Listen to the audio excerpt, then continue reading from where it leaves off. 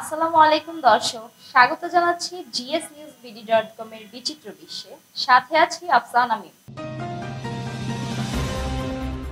Oscar জয়ী অভিনেত্রী Audrey Hepburn দ্বিতীয় বিশ্বযুদ্ধ চলাকালে তিনি ছিলেন কিশোরী।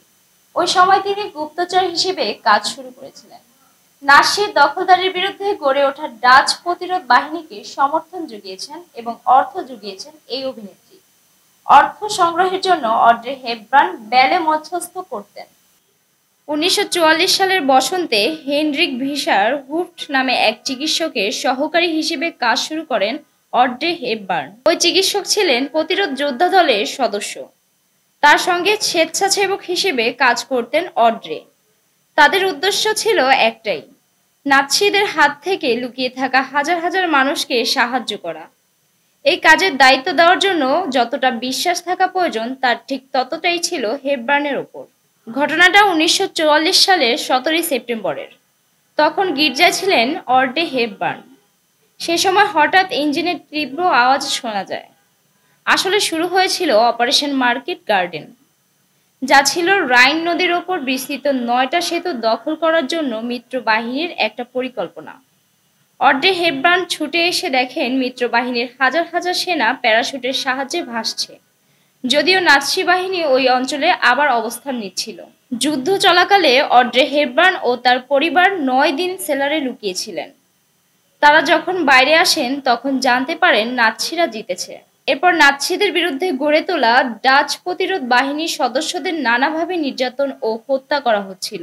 জার্মানির উদ্দেশ্যে রওনা হওয়া মিত্র বাহিনীর বৈমানিকরা নেদারল্যান্ডসের জরুরি অবতরণ করত। সে সময় অড্রে হেপবার্নকে দিয়ে তাদের কাছে খবর পাঠান চিকিৎসক হুফট। অড্রে তার মোজার মধ্যে লুকিয়ে নিয়েছিলেন সাংকেতিক বার্তা। মিত্রবাহিনীর কাছে বার্তা পৌঁছে দিয়ে বেরিয়ে আসার সময় তিনি লক্ষ্য করেন তার দিকে ডাচ পুলিশ এগিয়ে আসছে। এটা দেখে হঠাৎ করে ঝুঁকে বুনো ফুল কুড়াতে শুরু করেন তিনি। তারপর মোহময়ী ভঙ্গিতে তা পুলিশ কর্মীদের দিকে এগিয়ে দেন। হেপবার্নকে দেখে মুগ্ধ হয়ে তাকে আর বিশেষ প্রশ্ন করেননি তারা। এই ঘটনার পর থেকে নাৎসিদের বিরুদ্ধে গড়ে ওঠা প্রতিরোধ বাহিনীর জন্যই প্রায় বার্তা বহন করতেন অড্রে হেপবার্ন। তার নাম ক্নুট ক্নুডসেন। তিনি উত্তর সাগরে অবস্থিত জার্মানি পেলভর্ন দ্বীপের অধিবাসী। পেশায় তিনি একজন পিয়ন। পোস্ট অফিসটি তার বাড়িতেই অবস্থিত। 69 বছর বয়সী এই ব্যক্তি জীবন জোয়ার ভাটার সঙ্গে ছন্দ মিলিয়ে চলে। ভাবছেন কিভাবে? ক্নুট ক্নুডসেন সাগর পাড়ি দিয়ে পায়ে হেঁটে পত্র বিলীন করতেন। এজন্য তিনি সমুদ্রের ভাটার জন্য অপেক্ষা করতেন, কারণ পানি না কমলে দ্বীপে যাওয়ার রাস্তাটি পানিতে ডুবে থাকে। ঘর থেকে বের হওয়ার আগে তিনি জোয়ার ভাটার খোঁজ নেন। জার্মান ডাক বিভাগের এই কর্মী ছোট দ্বীপ সুডেরুগ এর চিঠি বিলি করেন। অনেক সময় তার সঙ্গে পর্যটকেরা যোগ দেন। পেলভ্রম থেকে কাদামাটির পথে ছোট দ্বীপ সুডেরুগ নিয়ে যান তিনি। প্রায় 6.5 কিলোমিটার পথ পাড়ি দিয়ে পৌঁছাতে হয়। তার চলার পথটি কাদায় পরিপূর্ণ। প্রায় 10,000 জাতের গাছ ও প্রাণীর আবাসস্থল সেই পথ। সেসব উদ্ভিদ ও প্রাণী ক্নুডের বেশ পছন্দ। তাই 25 বছর আগে তিনি ওই অঞ্চলের চিঠি বাহকের অসুস্থ হয়ে পড়লে তাকে যখন দায়িত্ব দেওয়া হয় তখন তিনি হাসি মুখে দায়িত্ব গ্রহণ করেন। ক্নুডের কোনো গাড়ি নেই। তিনি বলেন, আমার কোনো গাড়ি নেই, তাই গাড়ির শব্দও নেই। যখন গাড়ির শব্দ থাকে না তখন আপনি পাখির গান শুনতে পাবেন। সুডেরুগ দ্বীপের একমাত্র খামার বাড়ি রয়েছে। ওই বাড়িতে কয়েকটি ভেড়া আর 4 সদস্যের একটি পরিবার বসবাস করে। ওই পরিবারের স্বামী স্ত্রী আর তাদের 2 সন্তান রয়েছে। সপ্তাহে 3 দিন ক্নুডও ওই পরিবারের সদস্য হয়ে ওঠেন, অনেকটা পার্ট টাইম দাদার মতো। ক্নুডের কোনো সন্তান নেই। খামার বাড়ির ছোট ছোট ছেলে মেয়েকে তিনি খুব ভালোবাসেন।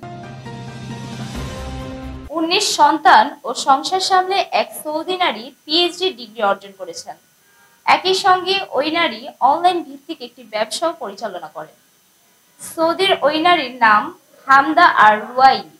হামদা 10 ছেলে ও 9 মেয়ের মা।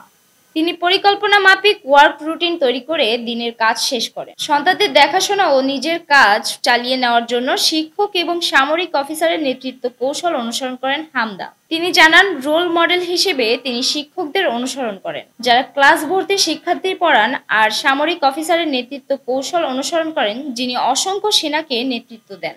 হামদা মনে করেন 10 সন্তানকে বড় করা যত কঠিন, এক সন্তানকে বড় করাও তেমন কঠিন। হামদা তার সন্তানদের প্রয়োজন বুঝে সাহায্য করার চেষ্টা করেন। তিনি সন্তানদের স্বপ্ন পূরণের সহযোগিতা ও অনুপ্রেরণা যোগাতে চান। হামদা বলেন, একজন সন্তানকে বড় করার জন্য যে চ্যালেঞ্জ তা 10 সন্তানকে বড় করার মতোই কঠিন। আমি আমার সন্তানদের প্রয়োজন বুঝে সহযোগিতা করি, তাদের লক্ষ্য অর্জনে সাহায্য করি এবং তারা যেন তাদের স্বপ্ন পূরণ করতে পারে সেই অনুপ্রেরণা দেয়। হামদা 43 বছর বয়স হওয়ার আগেই ব্যাচেলর, মাস্টার্স এবং পিএইচডি ডিগ্রি অর্জন করেছেন। তার সন্তানরাও পড়াশোনায় অত্যন্ত মেধাবী। তার এক মেয়ে কিং আব্দুল আজিজ সেন্টার থেকে শিক্ষাবৃত্তি পেয়েছেন। হামদা জানান, স্কুলে তার সন্তানেরা 100 গড়ে 94 নম্বর পেয়ে থাকে। হামদার জীবনে নানা বাধা বিপত্তি আসলেও তিনি কখনোই শিক্ষার পথ থেকে সরে আসেননি। হামদার জীবনে নানা বাধা বিপত্তি আসলেও তিনি কখনোই শিক্ষার পথ থেকে সরে যাননি। শিক্ষা অর্জনে হামদার যে প্রচেষ্টা তা সমাজের নারী শিক্ষা সম্প্রসারণে এবং অদম্য ইচ্ছাশক্তির একটি উজ্জ্বল উদাহরণ হয়ে থাকবে। দর্শক, এই ছিল আজকের আয়োজনে। GSNewsBD.com এর সাথে থাকার জন্য ধন্যবাদ। আল্লাহ হাফেজ।